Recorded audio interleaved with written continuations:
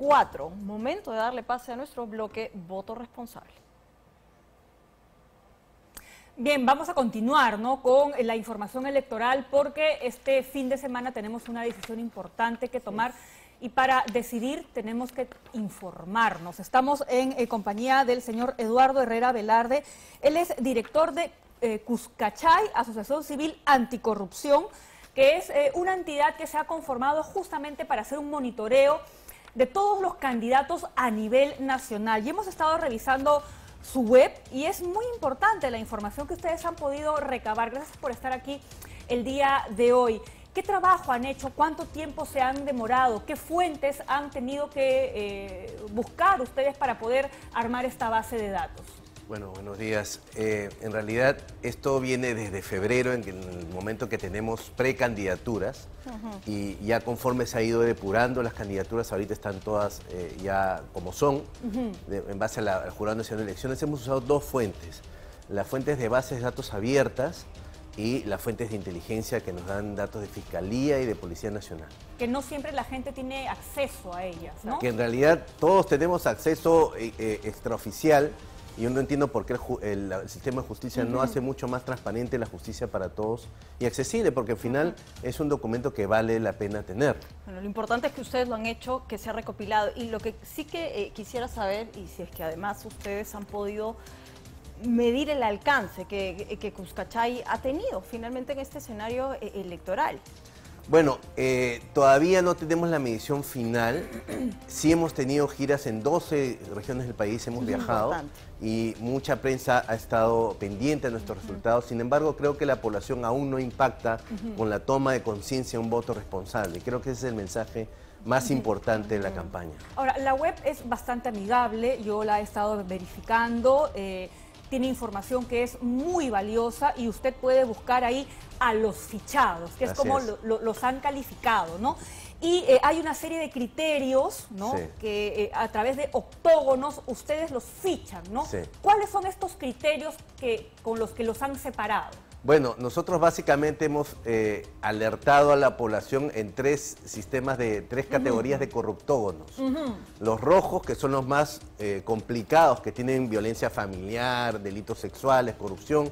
De ahí los negros, que tienen menos intensidad, hasta los celestes, que son cambio de camisetas, por ejemplo. Que no es una cosa menor viendo en la política como está. Simplemente son, en nuestro concepto, formas de corrupción, porque la corrupción no solamente es el soborno, sino también otro tipo de transgresiones. Y que queda evidenciada la falta de democracia interna, lo que ahora sentimos todos, ¿no? Ya no hablamos de partidos políticos, sino prácticamente de franquicias.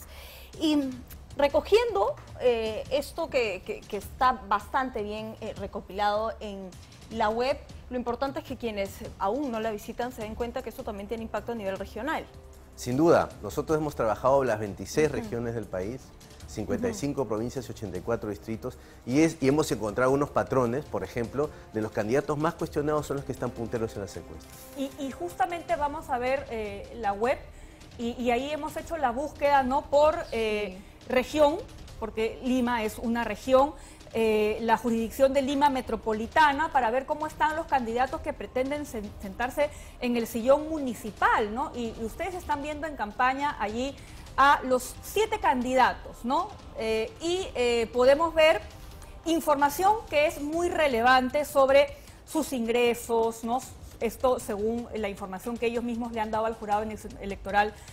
También vemos sus propiedades, ¿no?, cuánto ellos han dicho que tienen, ¿no?, cuántas casas, cuántos autos, pero también sus procesos judiciales, sus antecedentes y sus infracciones de tránsito, ¿no?, que es muy interesante, que pueden darle herramientas a las personas para tomar una decisión. Sí, correcto. Nosotros hemos colgado 19 bases de datos, o sea, básicamente se conoce al candidato en su integridad, que ese es el concepto real de integridad. Entonces tenemos trayectorias políticas, investigaciones penales, redes sociales, o sea, está todo para que el ciudadano pueda darse una visión panorámica de cómo es el candidato en su vida, porque el candidato no es solamente una figura pública, es una persona también. Cuando hablamos, y Pamela lo ha retratado bien, incluso hay infracciones de tránsito, pero ¿cuál es el común denominador, sobre todo en los partidos que están liderando, por así decirlo, no solo en Lima, sino al interior del país? Bueno, hay dos patrones que hemos encontrado permanentes.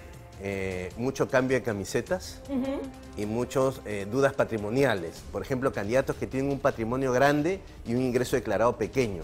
Entonces uno dice, ¿cómo se ha hecho eso? Candidato que no tiene en orden su patrimonio, ¿cómo va a gobernar el dinero de todos? Que es el dinero del Estado. Hay también candidatos que tienen graves problemas familiares, como por ejemplo no pasarle la pensión a sus hijos, ¿no? Sí, eso hemos visto un patrón, por ejemplo, en Cajamarca. Hay muchos candidatos sentenciados por alimentos, sentenciados. ¿Y eso qué quiere decir? Un candidato que no cumple con su familia va a poder cumplir con su población. Eso Ahora, es una contradicción. Los que tienen deudas también nos tienen que llamar la atención, deudas con el Estado, ¿no? Porque están optando por un cargo de elección popular en donde van a recibir también dinero, ¿no? Y no quisiéramos que estén más bien postulando justamente para tapar huequitos. Claro, y también un tema importante son las faltas electorales. Hay muchos candidatos que tienen sanciones o procesos por no transparentar sus finanzas en campañas anteriores. Y eso es importante porque el dinero en la campaña política se está convirtiendo en un punto central. Vamos a revisar la web, ¿no? Y vamos a ir candidato por candidato. Me imagino que deben estar en orden aleatorio, ¿no? Aquí el primero que me sale es el Forsyth, es candidato Forsyth. Tiene un octógono rojo, alerta en corrupción. Un octógono rojo, alerta en violencia familiar. Un octógono negro, alerta en acciones contra la ley y tiene dudas patrimoniales.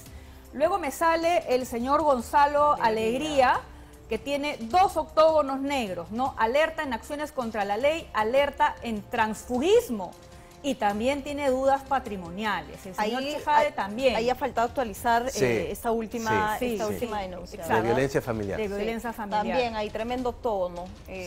Y vamos a pasar ahora sí con el señor Chejade, ¿verdad? Que tiene 2 octógonos negros, alerta en transfugismo y alerta en acciones contra la ley, ¿no? Porque hay que recordar que también tienen ahí algunos antecedentes. El señor Urresti también tiene octógonos negros, alerta en acciones violentas y alerta en acciones contra la ley. La señora Elizabeth León no se queda atrás, ¿no? También tiene un cuadro azul que dice muchas camisetas, ¿no?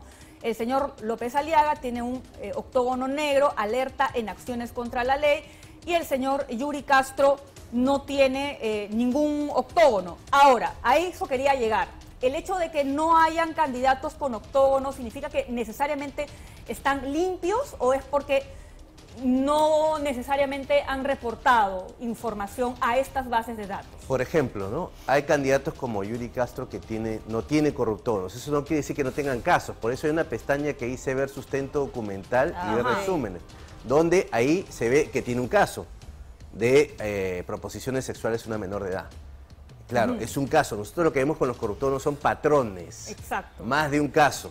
Entonces yo le digo a la población, no se guíen necesariamente por los corruptores que son llamadas de atención, pero tienen que entrar a ver la ficha del candidato. Claro, y esto es lo interesante de la web, ¿no? Cuando uno ve el corruptógono, lo primero que haces es resumir cuál es el patrón del candidato, ¿no? Pero esto debería llevarnos a esto último que hemos hecho, ¿no? Que es el ver el sustento documental.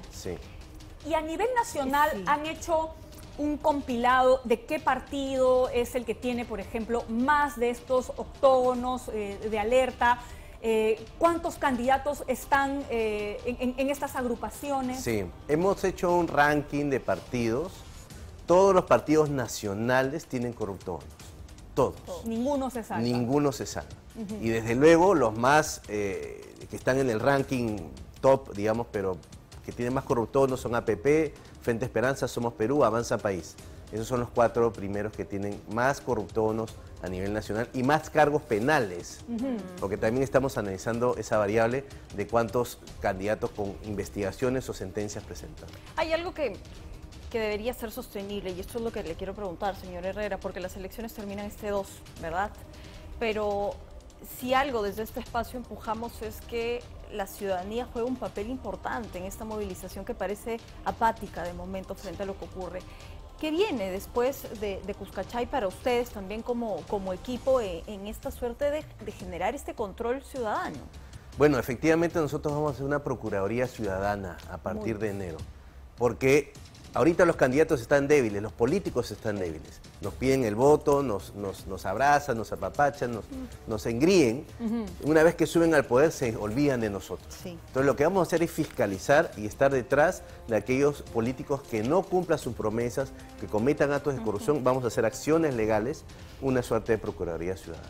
Y además, qué importante es decirle al ciudadano qué herramientas tiene para pedirle a quien ya es funcionario público una rendición de cuentas, ¿no? Sí, porque es nuestro dinero. Y hay Exacto. que tener en cuenta que la corrupción roba oportunidades, le roba las posibilidades a un niño que vaya a un colegio, a un un emprendedor que saque sus productos del interior para exportarlos, roba oportunidades. Estamos en la recta final. Si usted aún no visita la web, es importante que lo haga, cuscachay.com, y que por ahí vaya filtrando si es que aún tiene dudas hasta este domingo. Le agradecemos, señor Muchas gracias a Eduardo ustedes. Herrera, por haber estado esta mañana con nosotros compartiendo.